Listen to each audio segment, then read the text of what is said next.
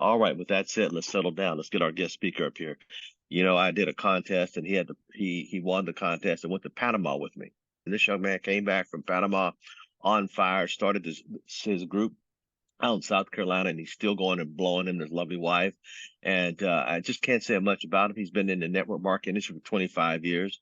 In my other company, he was like an SVP in the other company. He's on his way up the ladder to RVP. Without further ado, can we give a warm welcome out of South Carolina, the one and only, the great Mr. Curtis Evans? My name is Curtis Evans. I've been with the company for a few years. I enjoy this.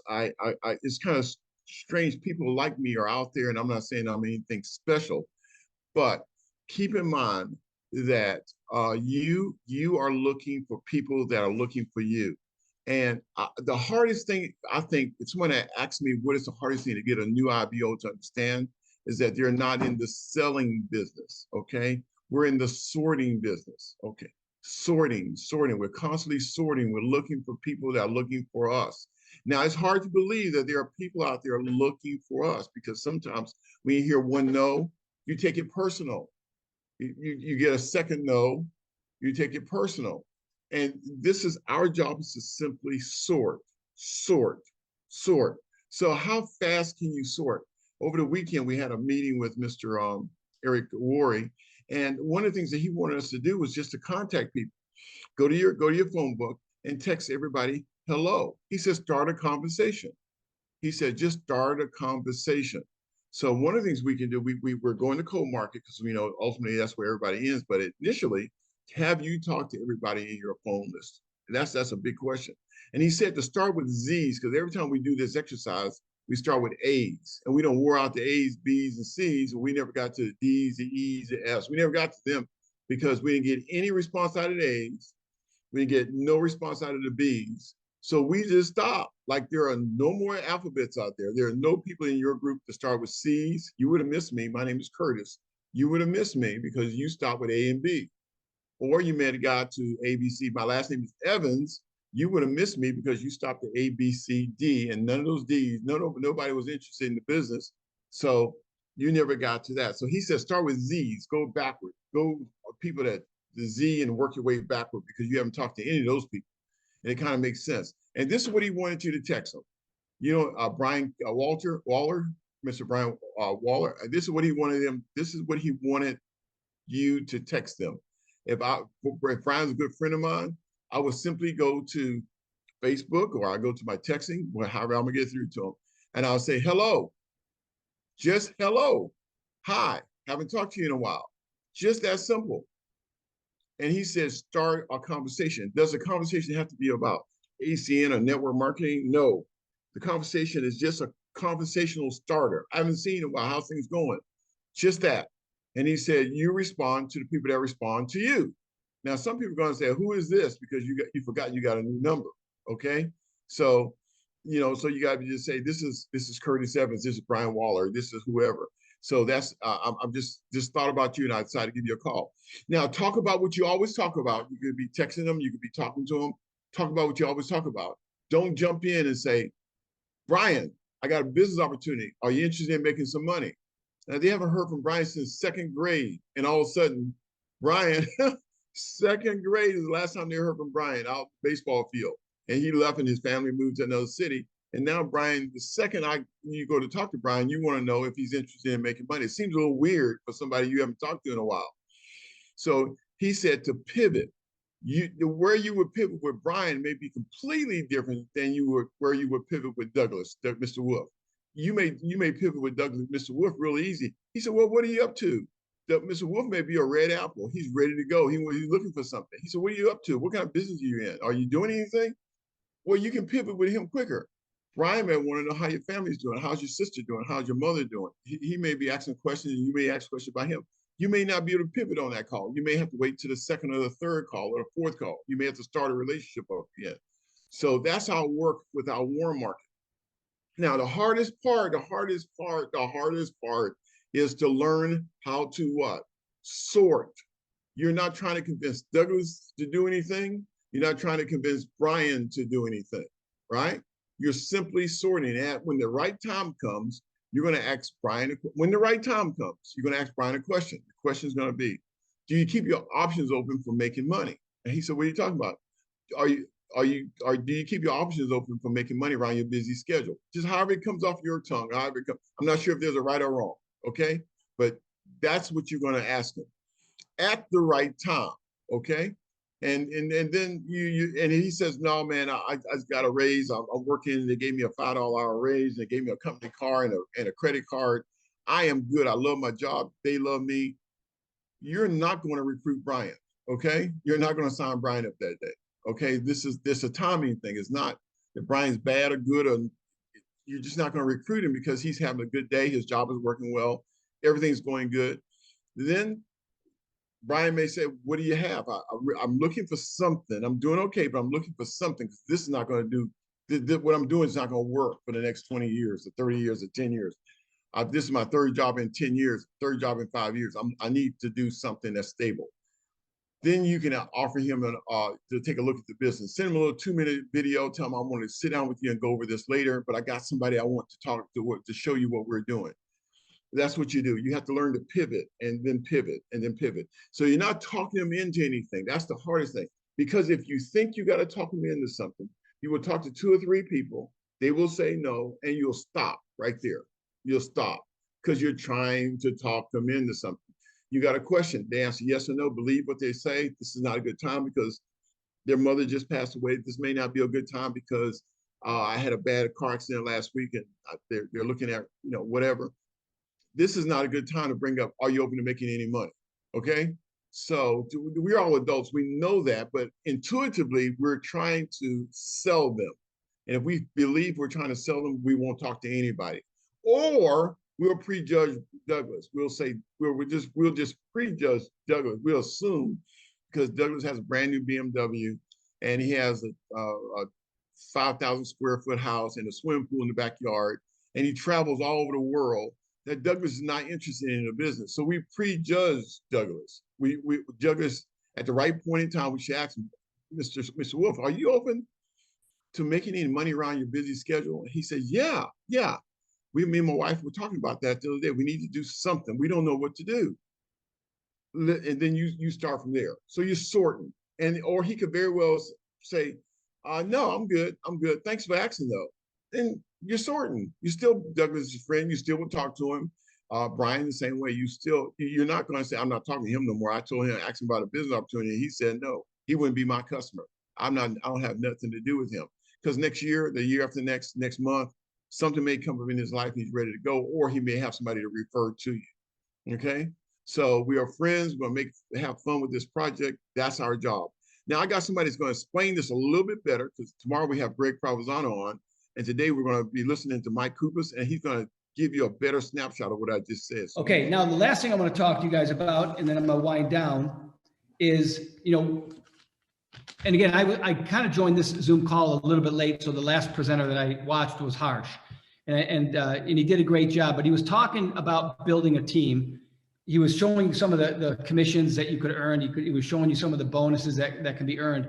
But let me talk about building a team for a minute, because this is, look, when you get into direct sales, you have to know why you're here, okay? When you get involved in this business, can you make money just getting customers and doing nothing else? And the answer is yes, you can, okay? But if you want to take advantage of the leverage side of the business, you have to understand that the only way you can do that is by building an organization, because you can only get so many results working by yourself. I mean, you only have so many hours in a day. You can only talk to so many people. You're only going to get so far working by yourself. Now, for some people, that's all they want to do. That's fine. There's nothing wrong with that. But if you're serious and you really want to take your business to the next level, you have to understand leverage. And all leverage means, and I'm going to tell you what the first time I learned about leverage. The very first time I learned about leverage was when I was really young. I was about 18, 19 years old, and I started a lawn sprinkler business. And I was doing all the work by myself when I initially started. I was, digging trenches, putting sprinkler systems in, and it would take me 3 or 4 days to do a single job. But I was always happy with that. I'd make like $500 on that job. So I was doing pretty good. I was making more money than most of my friends. And I started, I took a lot of pride in my work. So every time I did a job, I was getting 2 or 3 referrals.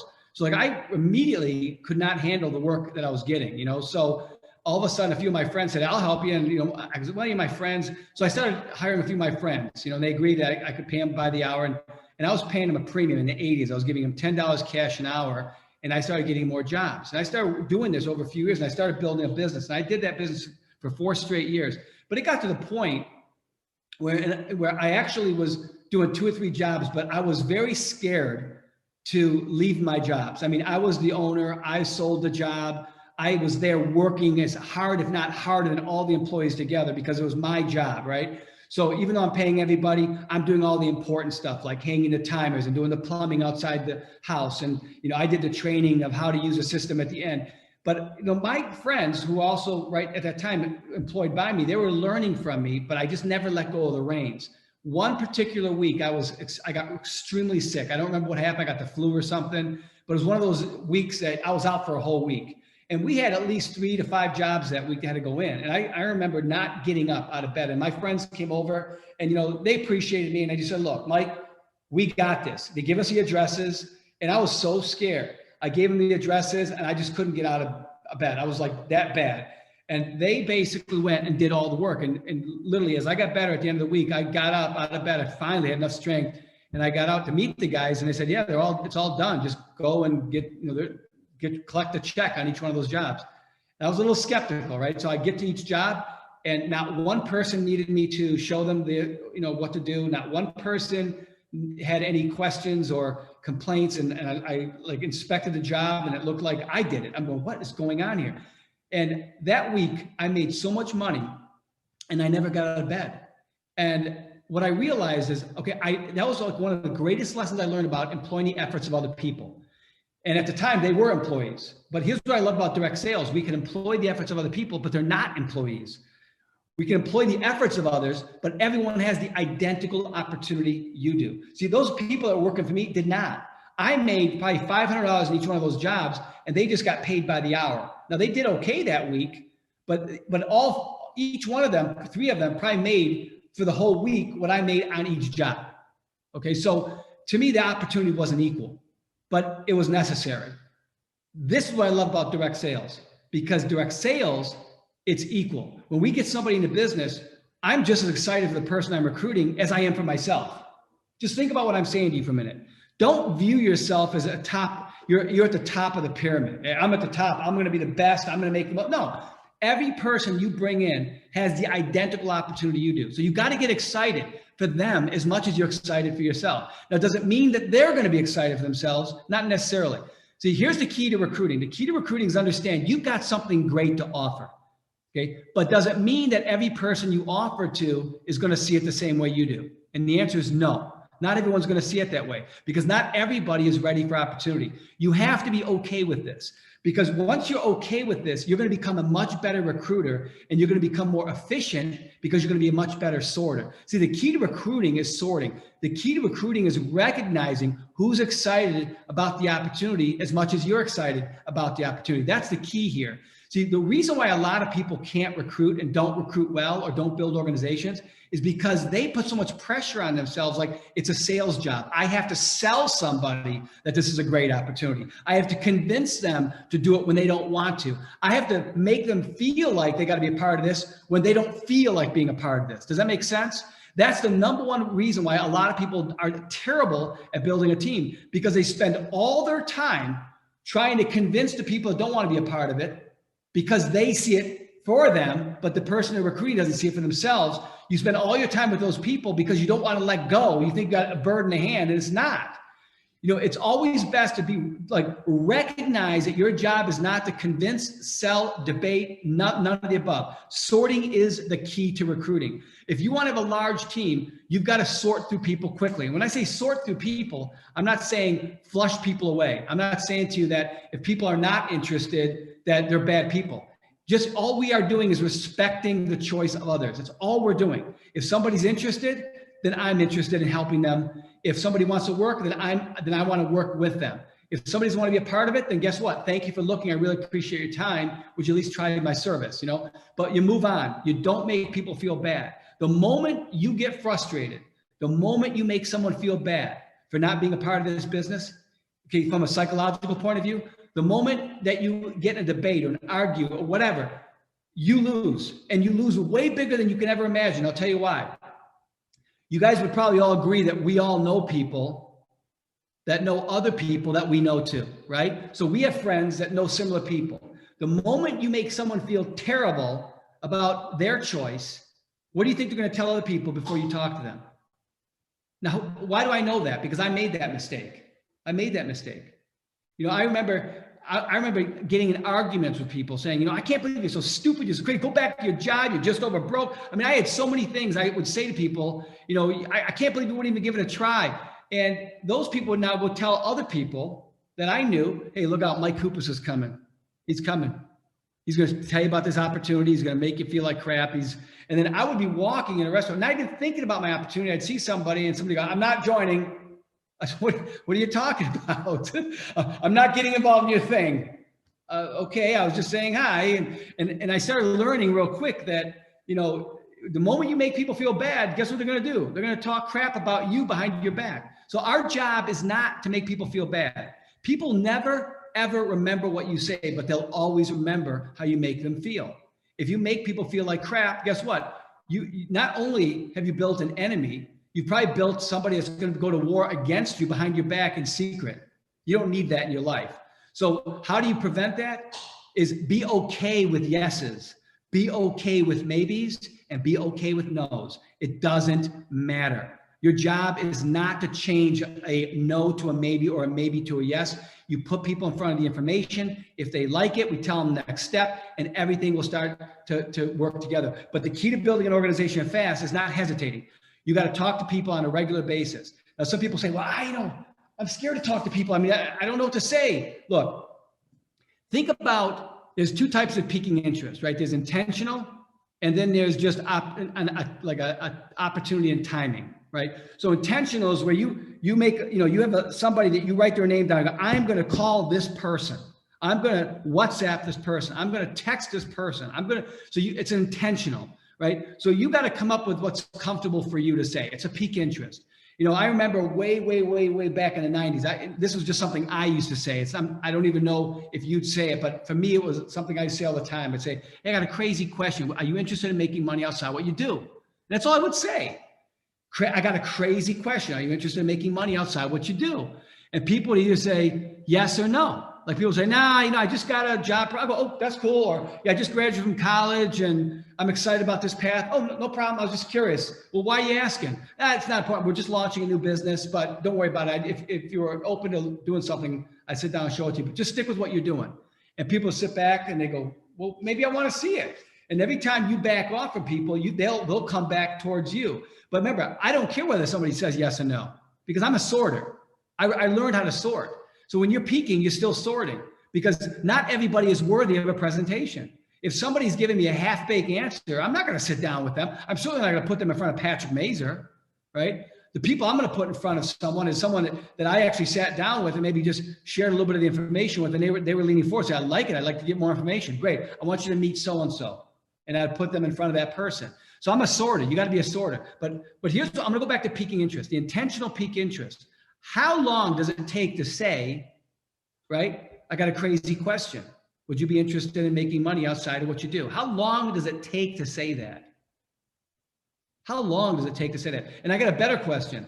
How long does it take for you to figure out by their response whether they're even interested in looking at an opportunity? How long does that take?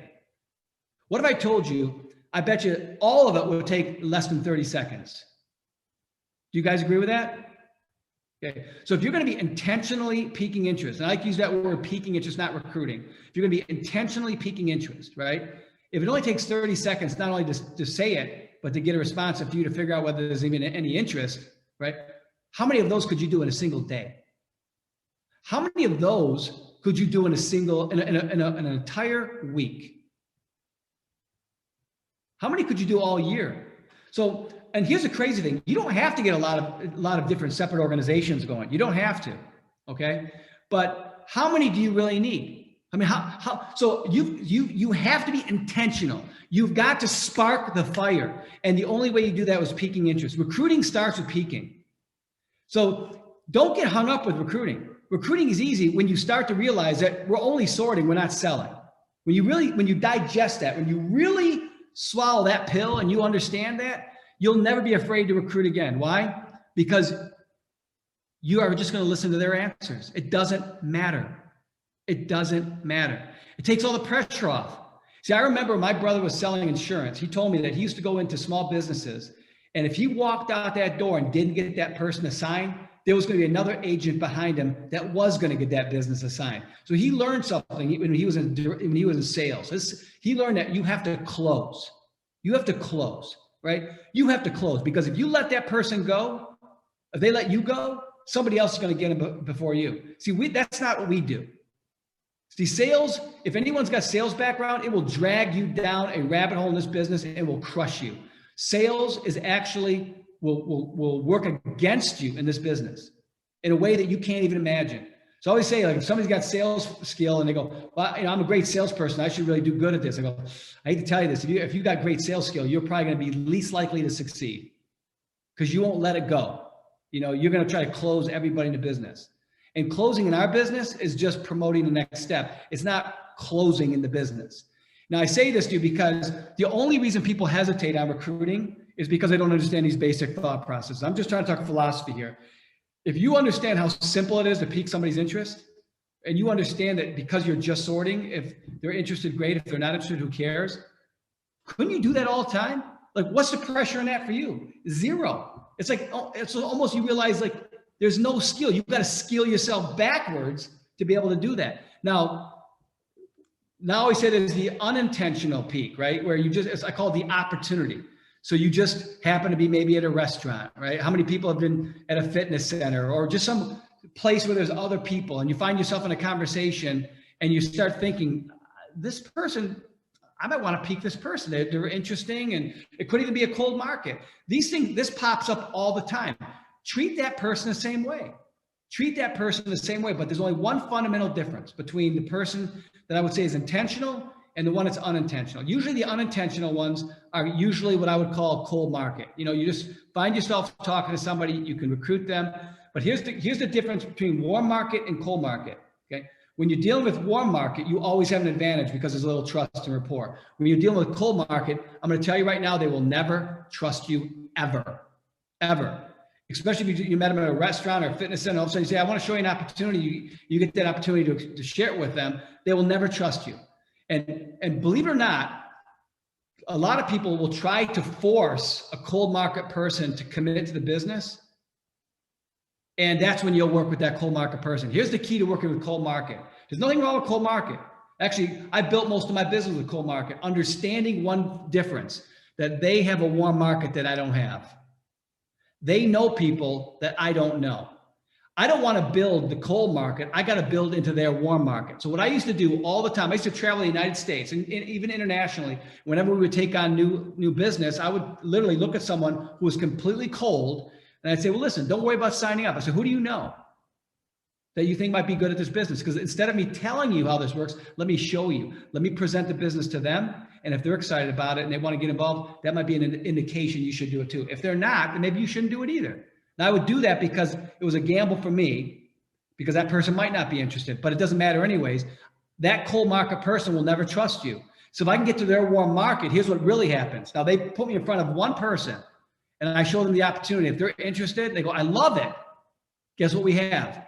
We got the triangular of trust and respect, because that warm market of that cold market, there's your trust. And there's nothing that will motivate someone more when they bring somebody to look at the opportunity and that person's interested. That cold market person is going to sign up. You know why? Because first of all, they saw the interest in their friend or family member, whoever they invited. Now they feel like, wow, this really works, right? But that's where you start igniting an organization. So whether you're doing an intentional peak where you're talking to your warm market or it's unintentional, just remember, we always want to get to the warm markets. And you've always got to make sure that when you guys are doing your PBZs, that you've got to be consistent. Don't let a day go by or 2 days go by or 3 days go by or 4 days go by and all of a sudden you say, well, now I'm going to try to get somebody in and now I'm going to try to set up a PBZ. No, get it set up. Commit yourself. You know, I know that if you guys commit yourself to a PBZ, you're going to be on the phone intentionally piquing some interest. And look, your only job is to invite people, right? Your only job is to get people on those Zoom calls. That's it. That's all you got to do is get them on those Zooms. And you guys have a process of doing that. I've heard Harsh talk about it. I've heard Patrick talk about it. I've heard Mike talk about it. You know, the Rockstar team has a system and that system works. So you guys use that system to the T, but you've got to be actively involved in your business, not inactively involved. Actively involved means don't look at your business as like your upline is your boss. If your upline up somewhere up there is your boss, that means you're waiting for them to tell you what to do. No, you own your business. Today, starting today, own your business, right? Start building your business as though you own it. Look, you can't fail because we all start at the bottom. We literally start with nothing. So you can't fail. Anything that you create is new business. It's something you're creating, you're adding to. You know, and I always say, you know, if you have a vision of where you want to be in this business, the real question is how long do you want to take to get there? Right? I mean, if you knew that you could be an RVP guaranteed in 24 months, if you did the work, right, in 24 months, or you could be an RVP in 60 months, in 5 years, right now, what would you prefer? Would you prefer to be there in 2 years or would you prefer to be there in 5 years? And we know the answer to that. You'd rather be there in 2 years. So the next 3 years, you can enjoy the lifestyle of being a regional vice president. I mean, there's a lifestyle to that level, right? And you can enjoy that. So why do you want to wait 5 years to do it? Just get it done. So put a plan together and say, I'm going to get this thing done. I'm going to work hard. And I say, put a lot of effort now in the beginning. And here's what's weird about our business. And I'm going to start winding down now here. Here's what's weird about our business. And I've experienced this and I've shared this with other people I've worked with, but I'm telling you, it's hands down, this is such a weird feeling. In the beginning, it seems like you work a lot for so little. Like for so little. Like it almost feels like, wow, this is so much work to get so little. But then all of a sudden that compound effect kicks in, right? The teams that start building, you start developing a few leaders and all of a sudden people start breaking away from you and they're doing their own thing. And now you sit back. Now it seems like the longer you're in a business, it seems like you're doing so little, but yet you're earning so much. And it feels guilty because you see these new people coming in and they have nothing and you know how hard they got to work and they're excited about making just 200. And you're looking at what you just made and you're going, I feel so guilty. I don't know why, but that guilt will pass. I promise. Don't worry about that. It will pass. But that's the way the business works. You got to put in. So if you know you got to put in the beginning, right? And you're going to work a lot to get a little, but the whole point is to switch that funnel where now you're getting paid a lot and you're doing so little. And it's going to be weird because, you know, in the future, imagine 3 years from now, somebody promotes you, you jump on a call like this and there's, you know, 200 people and they're all on your team, right? And half of them are leaders and they're working the business and you're thinking to yourself, wow, I just did a 30-minute presentation or a 45-minute presentation and now your team is out there working and your team's all over the United States, Canada. You got a few people in Germany, a couple people in Australia, a few people in Colombia. You don't even know how you got this team, but you finish a call and they all go to work. I mean, wouldn't that be a good feeling? How long do you want to wait to have that good feeling? Okay, we all have to go through the same pain, through the same workload. All I'm saying is condense it. Just get it done now. Just get it done. Get it out of the way. You can suffer for 3 years. You can suffer for 1 year. You can suffer for 10 years. It's up to you. But we're all going to have to do a little suffering because in this business, you have to build it. You start off with nothing, right? You start off with nothing. You join, you fill out your agreement, you're an IBO. You start off with nothing. You have no team. Now it's time to build a team. So leverage is the key. Build a team. Leverage your business through building a large team, number one. And number two, leverage your ability to train that team by promoting for every big event. So the next big one is the Game On event in June. Build for that event. Build for that event. And if you're not registered, register tonight so you can save money because tomorrow it goes up. And that really concludes what I wanted to talk to you guys about. And listen, thank you so much for having me. And that is our meeting for today. I hope you got something out of the fact that we have to become, and after going through the Ed Worry program this week, I just saw how much money networkers are making. I'm not supposed to talk about it here, but there is a lot of money in learning to do what he just told us to do. Sort, sort, sort, sort, sort, sort, and work with those guys and girls that are willing and ready to go right now. So willing, able, and hungry. So with that said, that takes care of our meeting today. So do you want to go through a lot of pain for 5 years, 3 years, 2 years, 1 year? Let's go through the pain. And that is, we got to work a lot, make a little, but then it flips. And then one day you're making a whole lot and doing very little. And so it's just, let's get the pain out the way and go to our phones, and let's do that. That's some people we intentionally recruiting, and there'll be people that we don't intentionally recruit. And that is what Al teaches us all the time. So we got both sides of that equation.